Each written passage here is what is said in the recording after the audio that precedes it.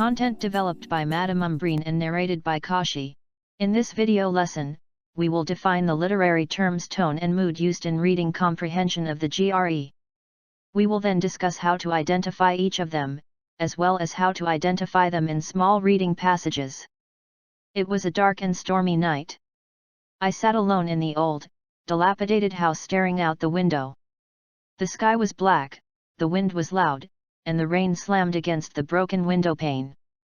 I shut my eyes, remembering my earlier visit, and I felt so embarrassed and angry.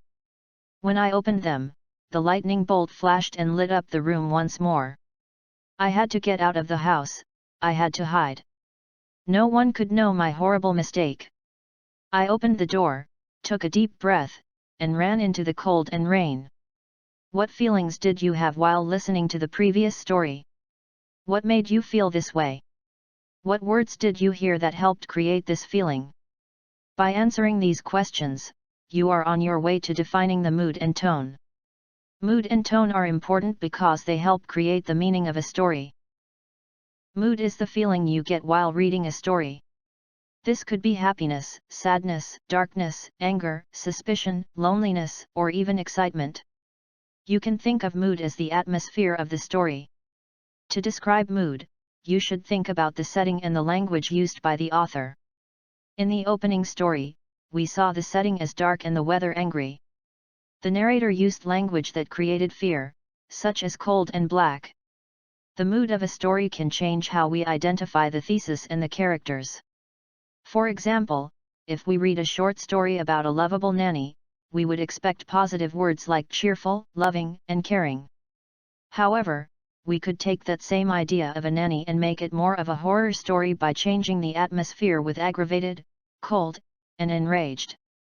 We have the same character, but the author's message and description is much different.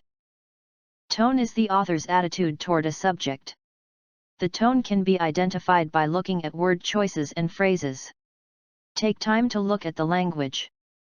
An author uses words to create meaning.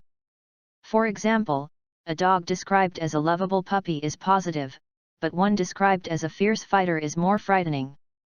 You should also decide if a word is abstract, concrete, general, or specific.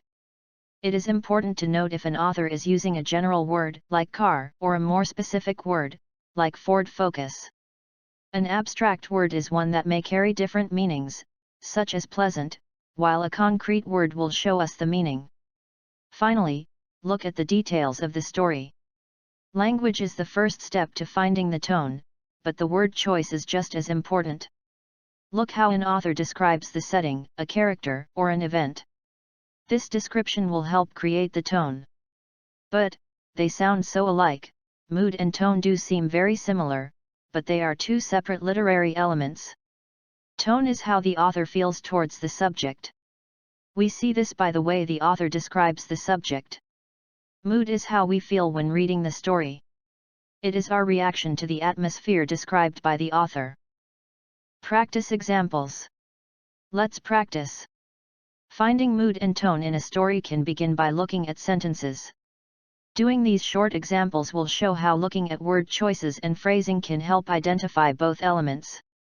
Nearly skipping into the room, her face glowed as she showed her shining, beautiful engagement ring. The mood of this passage is happy, joyful, optimistic, or excited. The tone, how the author feels about the topic, is positive.